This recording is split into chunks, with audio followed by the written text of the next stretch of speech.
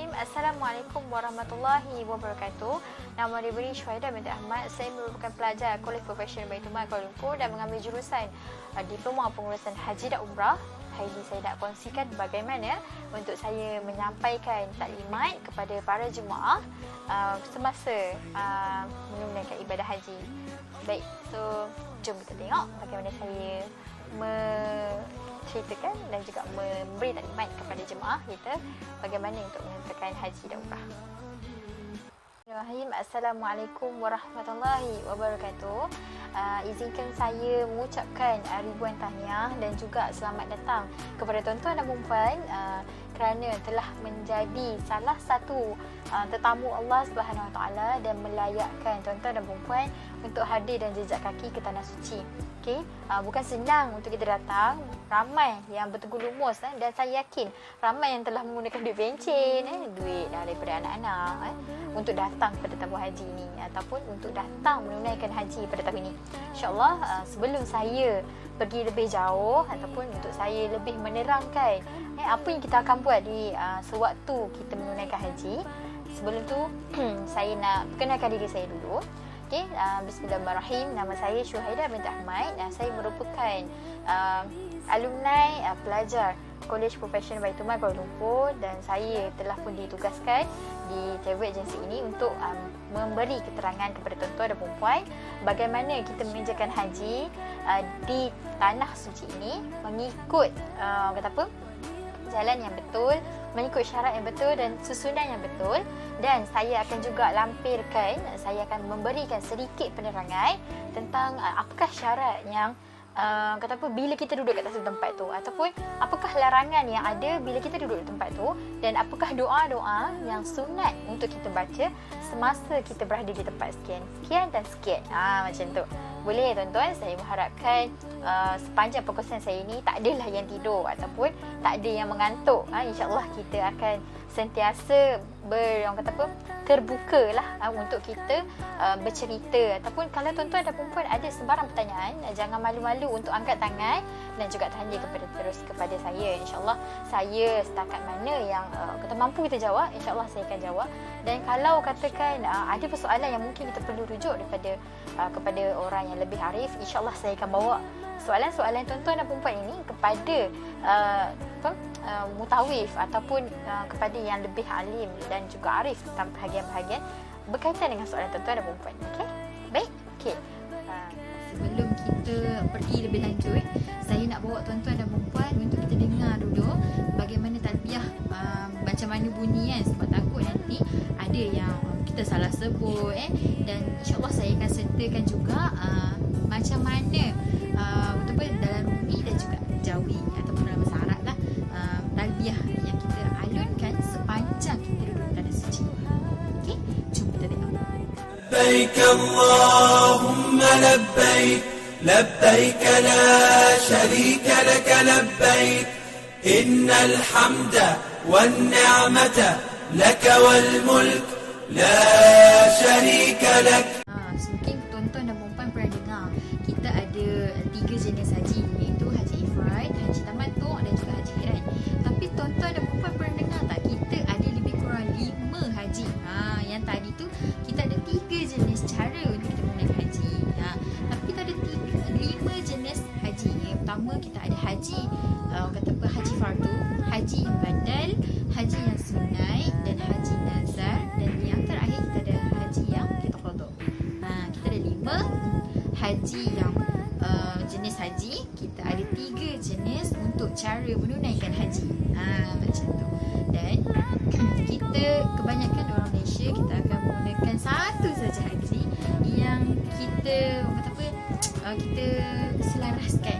Tak salah kita nak gunakan ketiga-tiga haji ni. Maksudnya kalau kita nak menggunakan haji ifrad boleh, haji tamattu' saja pun boleh, haji qiran pun boleh. Tetapi di Malaysia kita gunakan satu haji je. Kalau tuan-tuan dan puan pandai, insyaAllah tuan-tuan dan puan boleh jawab soalan ni bila di akhir segmen nanti, insyaAllah. Saya dah terangkan dulu apa maksud haji tamattu', haji qiran dan juga haji ifrad. Okey, untuk haji ifrad ni adalah dia kita mengerjakan haji dalam bulan-bulan haji dan baru kita mengerjakan umrah. Itu mengerjakan haji dulu, mengerjakan umrah kemudian. Macam tu. Itu adalah haji ifrad. Okey, baik. Yang kedua adalah haji tamattu. Haji tamattu ni adalah kita menunaikan umrah dulu dalam bulan haji dan kemudian kita menunaikan haji. Maksudnya haji tu tamattu ni maksudnya kita mengerjakan dulu umrah baru kita buat haji. Macam tu. Tapi pada tahun yang sama. Itu haji tamattu. Okey. Baik tuan-tuan, untuk haji khairan ni dia ada dua cara. So saya terangkan dulu ni cara yang pertama. Okey, cara yang pertama adalah dia menunaikan haji ni selepas menunaikan umrah. Maksudnya haji dan umrah ni dilakukan serentak pada bulan haji. So dia kira macam habis je haji dia dah buat umrah. So maksudnya dia dah dapat kedua-duanya. Okey, itu cara yang pertama lah. Cara yang kedua pula, dia mula-mula dia berniat untuk melakukan umrah. Dia melakukan umrah, dia buat semua tu, dan sebelum dia tawaf, dia berniat untuk mengerjakan haji. Dan selepas dia menunaikan haji, lepas tu habis menunaikan haji, niat haji, larangan semua tu, barulah tawaf. So itu adalah cara kedua untuk haji khairan. So haji khairan ni dia ada dua cara. Kalau haji tamattu dan juga haji ifrad adalah satu cara. So tuan-tuan dan perempuan dapat fikir, Malaysia ni buat yang saya mana satu. Jadi kalau tuan-tuan dapat fikir, insyaAllah itulah haji yang para jemaah yang akan lakukan bila jemaah di Malaysia pergi ke sana. Sebab di setiap negara ni berlainan cara menunaikan haji dan umrah dia.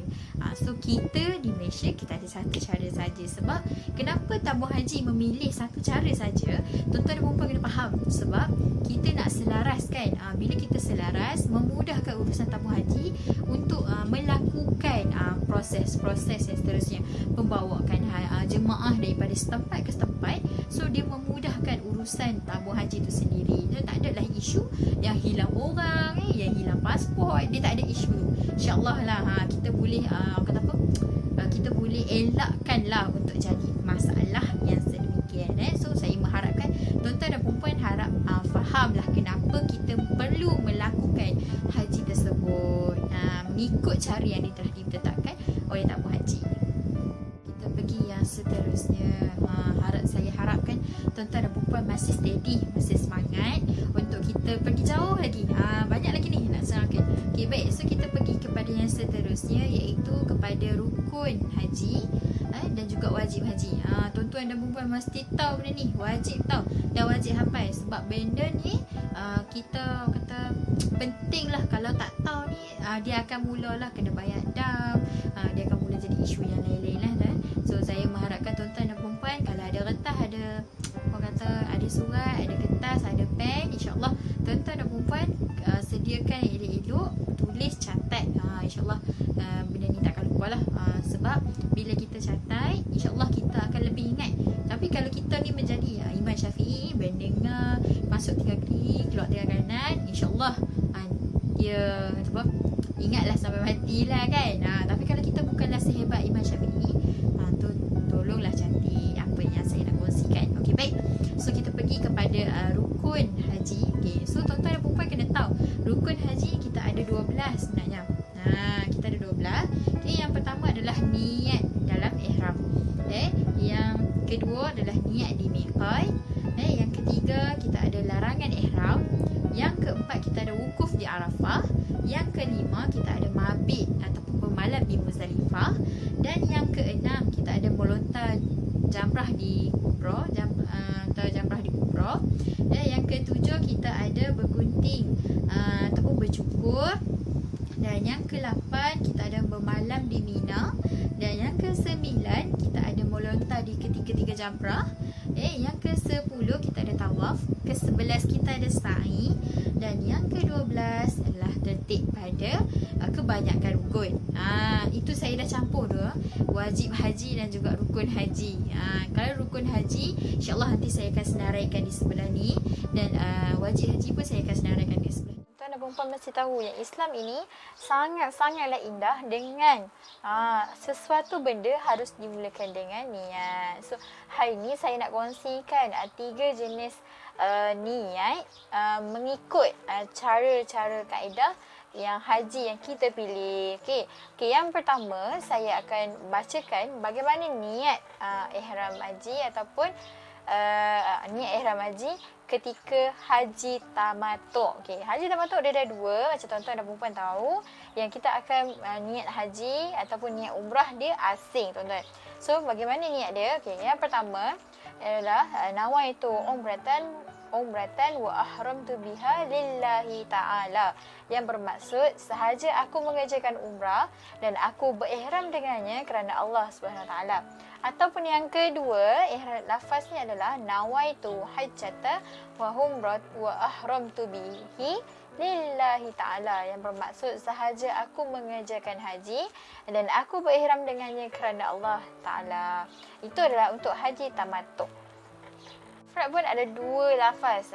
So yang lafaz yang pertama adalah nawaitu hajjata wa ahramtu bihi lillahi ta'ala, iaitu bermaksud sahaja aku mengerjakan haji dan aku berihram dengannya kerana Allah Ta'ala. Dan yang lafaz yang kedua, nawaitu umrata wa ahramtu biha lillahi ta'ala, yang bermaksud sahaja aku mengerjakan umrah dan aku berihram dengannya kerana Allah Ta'ala juga. Itu untuk haji ifrad. Dan perempuan tahu yang haji qirat ni menggunakan dua cara. So kita ada lafaz yang berbeza untuk kedua-dua cara tersebut. Okey. Untuk yang cara yang pertama, saya bacakan niat ataupun lafaz niat untuk haji qirat. Yang lafaznya adalah nawaitu hajjata wa umrata wa ahramtu bihima lillahi ta'ala, yang bermaksud sahaja aku mengerjakan haji dan umrah dan aku berihram dengan kedua-duanya kerana Allah Ta'ala. Okey. Dan yang kedua, cara yang kedua, kalau kita menggunakan cara yang kedua untuk haji qirat, lafaznya adalah nawaitu umrata wa ahramtu biha lillahi ta'ala, yang bermaksud saja aku mengerjakan umrah dan aku berihram dengannya kerana Allah Ta'ala.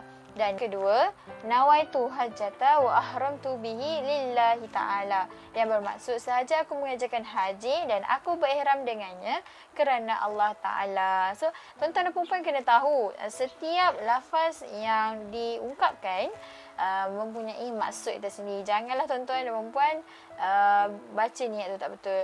Mungkin kalau tuan-tuan dan puan ada buku, kalau susah sangat nak cakap bahasa Arab, susah sangat nak baca bahasa Arab, tak apa. Kita gunalah bahasa Melayu. So tuan-tuan dan puan niatlah dalam hati, insya-Allah masih masih available lah niat tu. Okey. Ingin memberikan sedikit peringatan lah untuk tuan-tuan dan puan faham yang bila kita dah berniat ihram, pakaian ihram, tuan-tuan dan puan, daripada pakaian biasa kita akan bertukar kepada pakaian ihram yang kita tengok serba putih. Itu untuk pakaian lelaki kita akan pakai macam kain, satu kain ihram, dia macam tuala sikit kain dia. Itu macam selimut pun ada. Itu adalah kain tuala, masya-Allah. Kain ihram kepada untuk jemaah lelaki, dan untuk berjemaah perempuan macam biasa kita akan pakai telekung. Dan pastikan tuan-tuan dan puan, terutamanya untuk perempuan lah, pastikan perempuan, makcik-makcik, para jemaah wanita, pastikan tuan-tuan dan perempuan ni memakai telekung yang tak jarang, yang tak nampak rambut. Dan tolong saya nasihatkan lagi sekali, tolonglah tuan-tuan dan perempuan pakailah handsock ini. Sebab kadang-kadang kita tak sedar, yang perempuan ni tak sedar, yang kita mungkin kadang-kadang angkat tangan ke apa ke, aurat kita terdedah. So perempuan tolonglah jaga aurat masing-masing. Itu sajalah pesanan saya kepada jemaah haji perempuan lah. Sebab perkara-perkara ni nampak remeh, tapi benda ni amat mudaratkan. Ini kita ada satu kemah. Kalau tuan-tuan dan perempuan pernah tengok dalam TV ke ataupun di YouTube ke, kat mana-mana tempat lah menunjukkan mana Padang Arafah ni. Ramai yang tertanya, mana Padang Arafah ni? Padang Arafah ni padang, tuan-tuan. Padang, tuan-tuan perempuan, padang yang kita bina dengan kemah-kemah yang warna putih. So kemah-kemah putih yang ada di padang tu, itu Padang Arafah.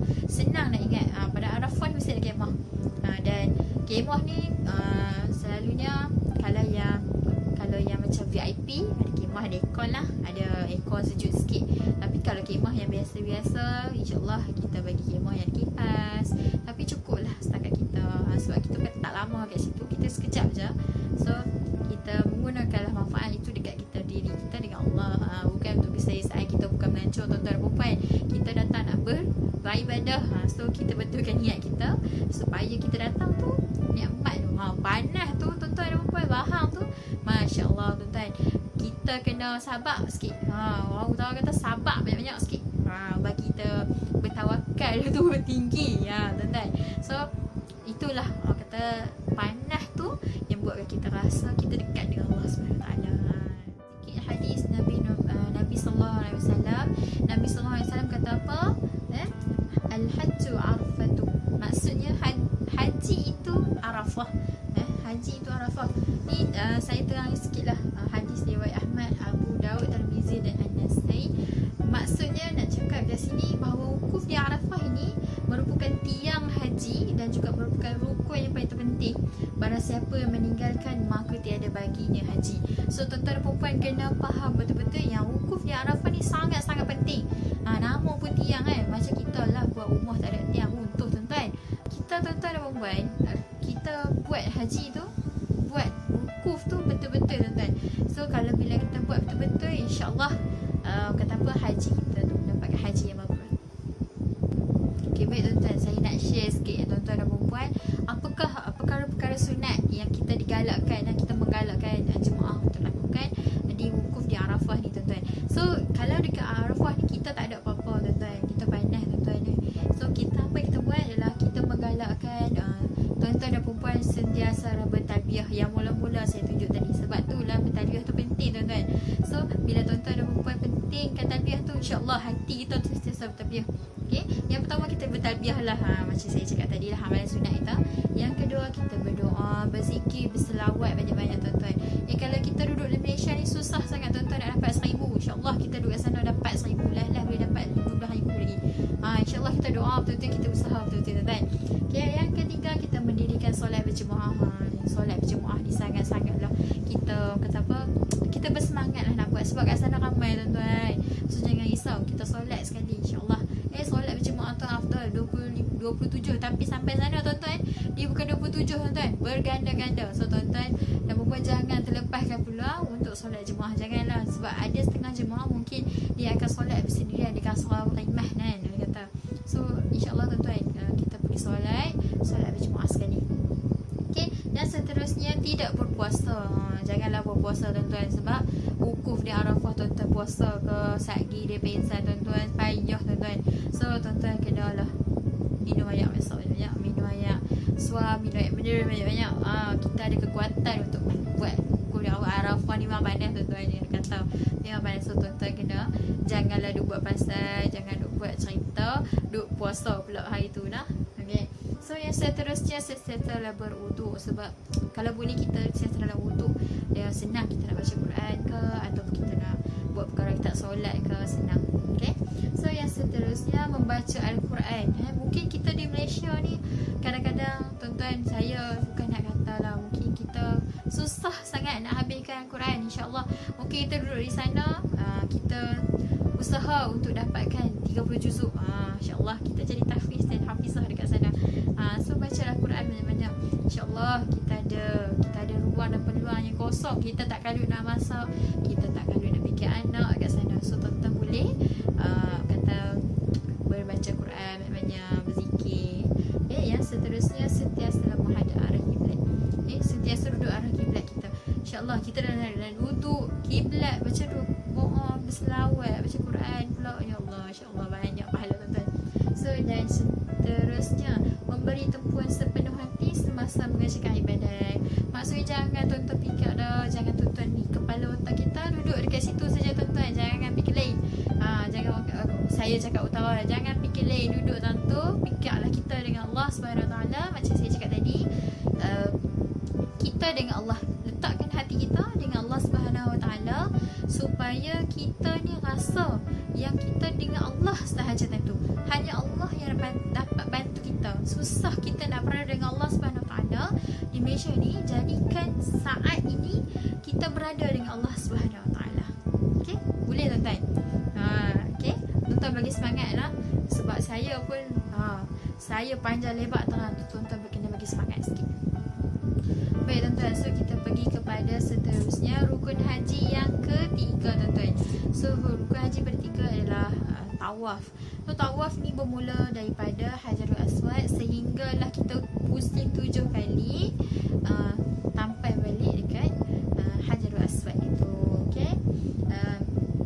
Semasa menunaikan tawaf ini, pastikan kita dalam keadaan berwuduk tuan-tuan. Jangan dia buat pasal pergi pula tawaf dalam keadaan tak berwuduk.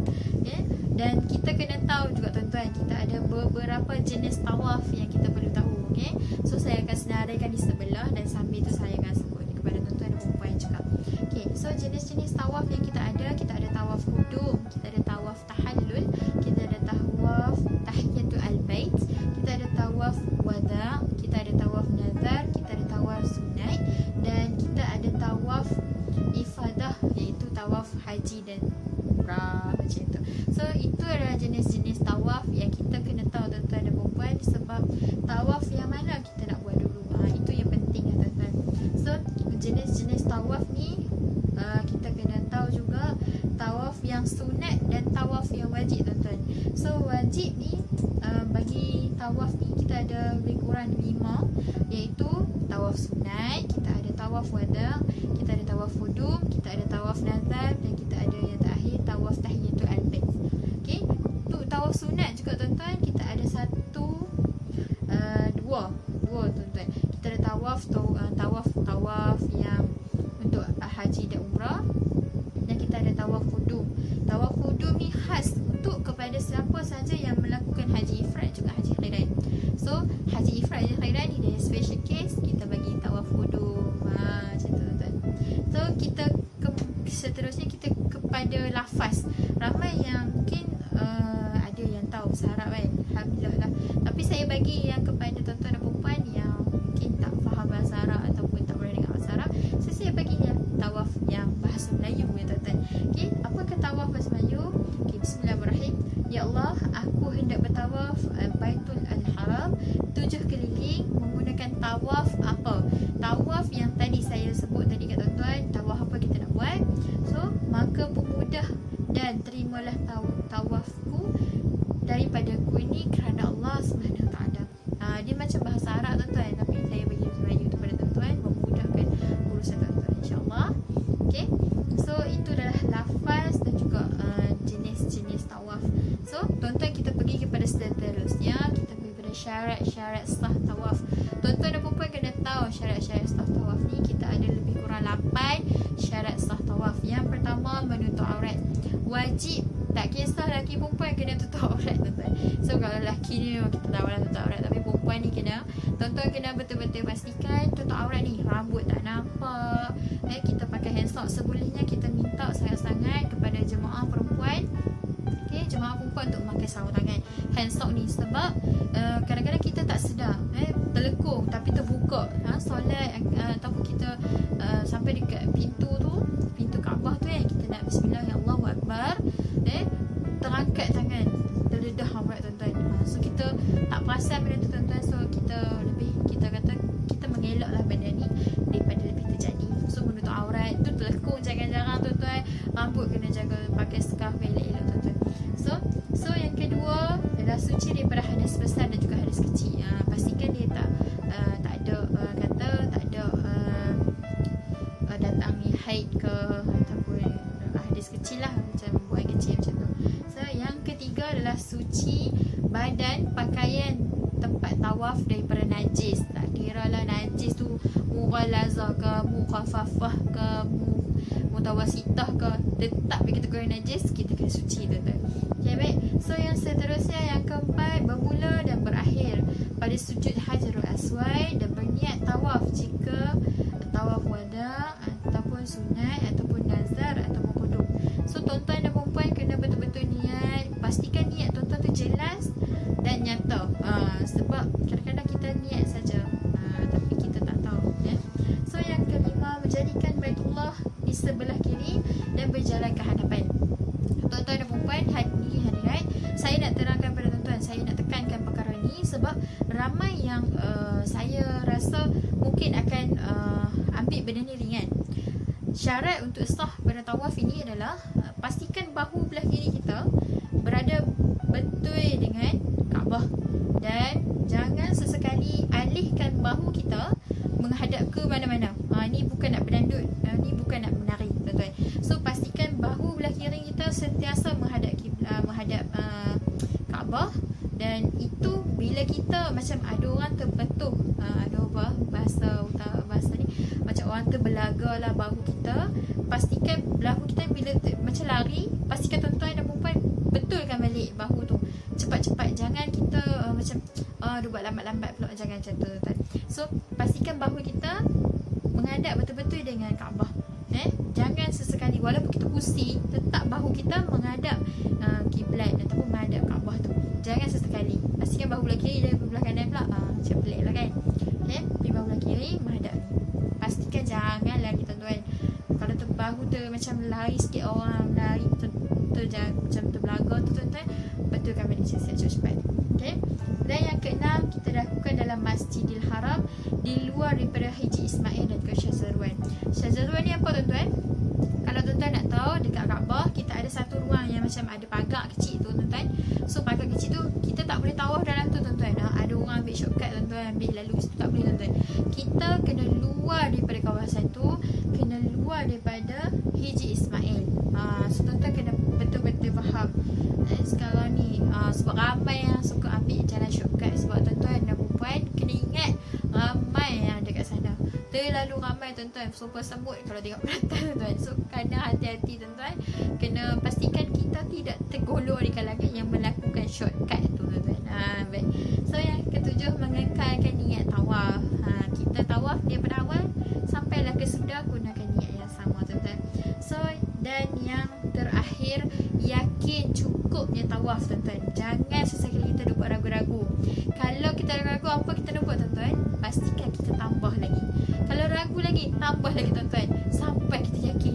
So kalau tuan-tuan, saya selalunya menyarankanlah kepada jemaah, kalau betul-betul takutlah kan, kita lepas ke kita ragu-ragu, kita tambah lagi satu pusingan. Kalau kita dah cukup 7, kita tambah lagi satu. Kalau tuan-tuan dan perempuan takut, bawa tasbih siap, tuan-tuan, tekan. Tak pun nanti tarik satu. Kira cukup lagi 7 dah. Macam tu. So kalau tuan-tuan nampak 7, yakinlah 7 maksudnya. So tuan-tuan kena ambil inisiatif untuk cari inisiatif macam mana tuan-tuan nak kira tawaf tuan-tuan ni cukup tak? Baik. Daripada kita dah selesai menggunakan tawaf ni, kita pergi pada sa'i. Selepas selesainya tawaf, kita akan pergi pada sa'i. Sa'i ni apa, tuan-tuan dan perempuan kena faham. Sa'i ni maksudnya berulang-ulang di antara Bukit Safa dan Bukit Marwah sebanyak 7 kali dan berlari-lari anak di antara tu. Dia ada satu, kalau tuan-tuan dan perempuan pergi kalau pernah tengok video, tuan-tuan dan perempuan dapat lihat yang ada di antara di antara bukit ini ada satu baris tu ada lampu hijau, tuan-tuan. So di lampu hijau tu disunatkan kepada kita untuk berlari-lari anak. So kita ada cerita, tuan-tuan dan perempuan mungkin pernah dengar cerita bagaimana Siti Maryam ni berlari-lari anak di antara dua bukit ini untuk mencari air zam-zam kepada anaknya. So tuan-tuan, ini betapa sa'i ni kita dapat merasakan bagaimana pergumulan Siti Hajar untuk mencari setitis air kepada anak dia. Okay, tuan-tuan? Okay, baik. So laluan kepada Bukit Safa dan Bukit Marwah ni, kita nak tahu dari mana kita nak mula. Apa yang macam tersalah faham, nak mula dekat mana kan? Ramai yang tersalah faham nak mula dekat mana. So kita akan bermula daripada Bukit Safa. Bukit Safa pergi kepada Bukit Marwah sebanyak 7 kali. Dan yang akhir, yang tempat yang dan kita akan berakhir tawaf ini apa, sa'i ni, masya-Allah, sa'i ni pada Bukit Marwah, tuan-tuan. So nanti saya nak ceritakan sikit bagaimana kiraan. So tuan-tuan, bila kiraan sa'i ni, tuan-tuan, daripada Bukit Marwah kepada Bukit Safa, masya-Allah, daripada Bukit Safa ke Bukit Marwah dikira 1, dikira 1, dan daripada Bukit Marwah kepada Bukit Safa dikira 2. Dia macam tu sampailah ke sudah. So tuan-tuan jangan salah kira, duk pusing daripada Bukit Safa ke Marwah, pusing patah balik tu kira 1, tuan-tuan, bukan. Daripada sini, daripada A ke B 1, B ke A 2. Macam tu, tuan-tuan. So itu cara kira untuk sa'i. Jangan tuan-tuan perempuan duk bagi Allah satu pusing pula, ni bukan bola tuan-tuan. So itu adalah cara kiraan untuk Bukit Safa dan juga Bukit Marwah tuan. So kita pergi kepada seterusnya, iaitu melontar jamrah kubra. So kita ada 3 jamrah tuan-tuan.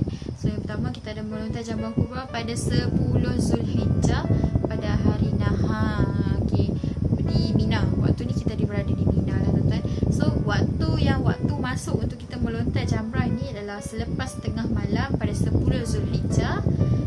Waktu hari kita keluar daripada wukuf di Arafah. Waktu tu kita pergi melontar sehinggalah sebelum terbenamnya matahari pada 13 Zulhijjah.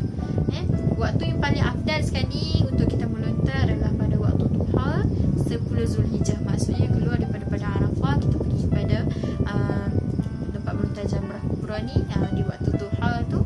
Kalau kita sampai, itu adalah paling afdal untuk kita melontar jamrah.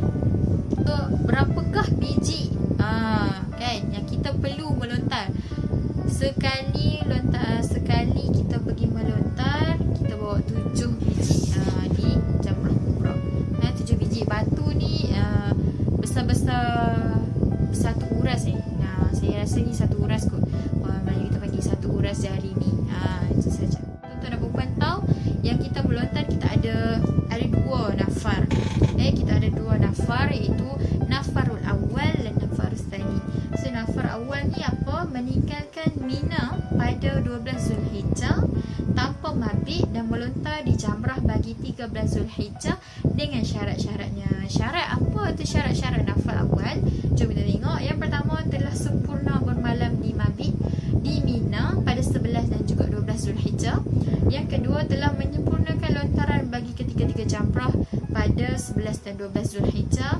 Yang ketiga, berkhasad melakukan nafarul awal selepas melontar kubra tetapi sebelum melintasi sempadan Mina. Yang keempat, meninggalkan Mina sebelum maghrib pada 12 Zulhijjah. Dan yang kelima, tidak berazam untuk kembali lagi ke Mina untuk bermabit. Ini apabila selesai melakukan amalan wajib di Mina 11, 12, 13 Zulhijjah dan melontar ketiga jamrah pada 11 dan 12 dan 13.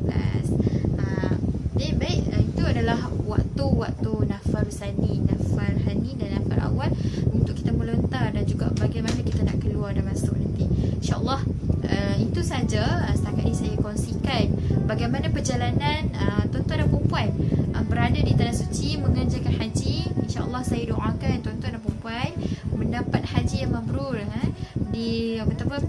diangkat segala dosa dan diberikan haji mabrur kepada tuan-tuan dan puan. Ya, sebagai mutawif yang bertugas ataupun mutawifah yang bertugas, saya wakil untuk mengucapkan ribuan tahniah kepada tuan-tuan dan puan kerana telah berjaya dipilih. Dan insyaAllah kita berdoa sama-sama tuan-tuan dan puan, hadirin dan hadirat yang hadir untuk mendengar hari ini, supaya tuan-tuan dan puan diberikan haji mabrur.